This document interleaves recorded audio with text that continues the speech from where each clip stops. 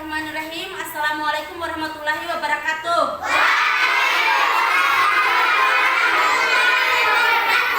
Selamat pagi anak-anak. Bagaimana kabarnya hari ini?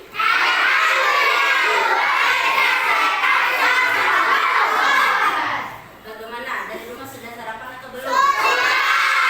Alhamdulillah semua sudah kayaknya ini ya. Penting bagi kita untuk sarapan dari rumah agar kita bisa mengikuti pelajaran dengan baik. Oke, sebelum kita belajar, mari kita sama-sama membaca doa. Berdoa mulai.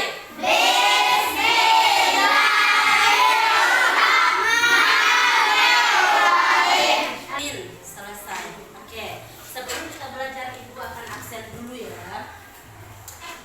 Kelas 4 Ocha, Fatin, Rizky. Ya, kelas 4 hanya ada satu orang yang tidak hadir. Sekarang kelas 5 ibu absen.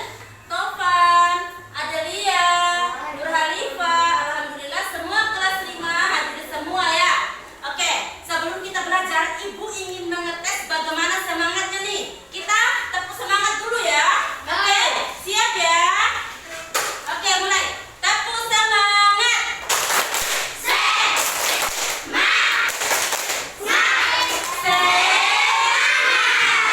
Oke, alhamdulillah luar biasa semangatnya pagi ini ya untuk mengikuti pelajaran. Oke, sekarang kita akan memasuki pelajaran kita. Untuk kelas 5 dan kelas 4 kita akan belajar mengenai tema 3 sama tema 3. Kelas 4 tema 3, kelas 5 juga tema 3 ya.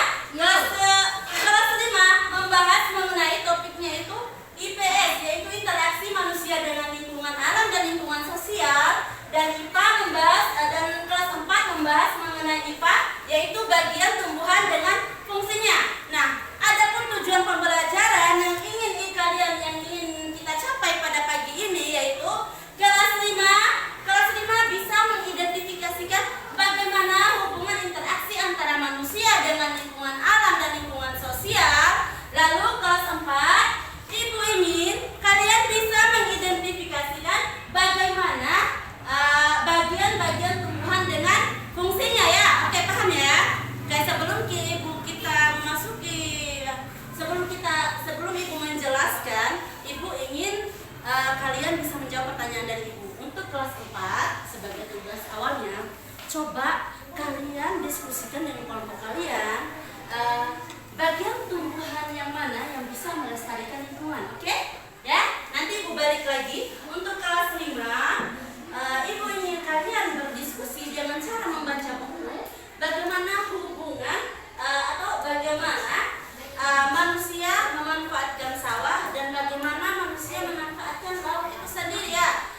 Tugasnya petani itu apa, tugasnya manusia sebagai nelayan itu apa, begitu ya. Oke, paham ya? Ibu tunggu sampai 5 menit ya. Oke, selesai. Sekarang ibu tanya kelas 4. Apa tadi kira-kira jawabannya? Bagian tumbuhan yang bisa melestarikan lingkungan apa? Coba kelompok 2. Biji. Oke, kelompok 1. Bunga. Oke. Jawaban yang benar yaitu biji. Kenapa biji? Karena biji ketika kita tanam dia akan menimbulkan tanaman yang baru. Sekarang ibu akan menjelaskan bagaimana bagian tumbuhan dengan fungsinya. Kalian dengarkan di depan ya.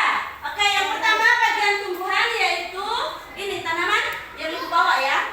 Yang pertama ada akar. Akar adanya di mana? Adanya di dalam tanah. Kelihatan atau tidak? Ya. Akar fungsinya untuk apa sih? Siapa yang tahu? Untuk membawa air dan mineral ya dari dalam tanah.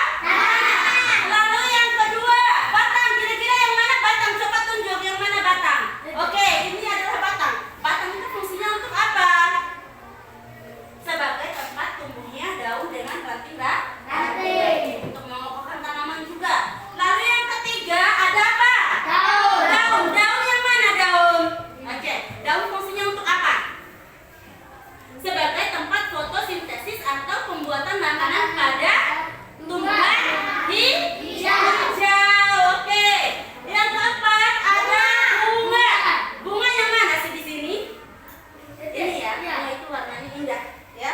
Jadi di dalam bunga ini terdapat yang namanya dengan benang sari atau alat kelamin jantan dengan alat kelamin betina pada tumbuhan. Lalu selanjutnya ada buah. Buah, kalian tahu kan buah itu seperti apa? Tahu kan? Sudah pernah makan buah semua kan? Ya. Jadi buah itu difungsikan sebagai tempat cadangan makanan pada tumbuhan. Ya. Nah, oke. Lalu kemudian ada biji, ya. Biji tadi fungsinya untuk apa sih? Melestarikan tumbuhan atau dia bisa tumbuh lagi menjadi tanaman yang baru, ya. Oke, paham ya?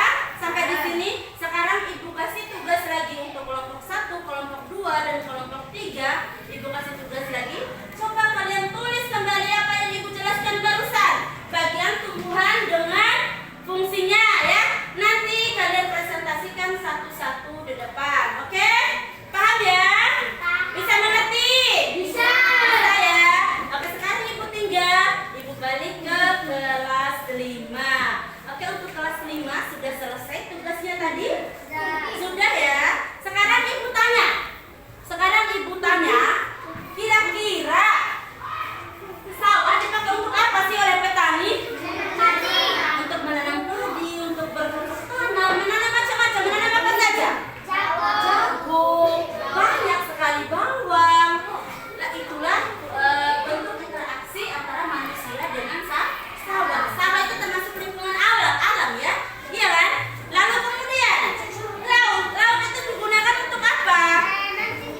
Untuk memancing ikan. Jadi itulah tugas dari nelayan. Artinya nelayan telah melakukan hubungan interaksi dengan alam, yaitu lautan. Sampai sekarang Ibu akan menjelaskan interaksi manusia itu ada 2, yaitu interaksi manusia dengan lingkungan alam, kemudian interaksi manusia dengan lingkungan sosial. Yang pertama kita akan mempelajari mengenai interaksi manusia dengan lingkungan alam seperti yang Ibu jelaskan tadi, bagaimana bentuk hubungannya dengan sawah, seperti petani menggarap sawah, bercocok tanam, menanam padi dan lain sebagainya, ya.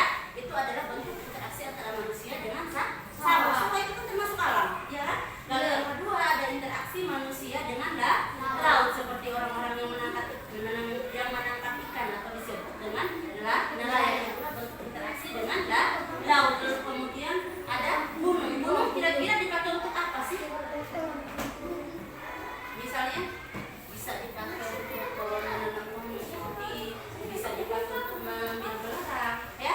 Semuanya bisa. Itu adalah bentuk hubungan interaksi manusia dengan lingkungan alam. Lalu yang kedua, interaksi manusia dengan lingkungan sosial. Nah, kira-kira Ibu tanya, kalian ini bisa hidup sendiri tidak? Bisa hidup sendiri? Ada yang bisa hidup sendiri? Tidak ada satupun di dunia ini yang bisa hidup sendiri. Semua orang membutuhkan orang lain. Di rumah kalian membutuhkan ibu bapak, di sekolah kalian membutuhkan guru. Ya,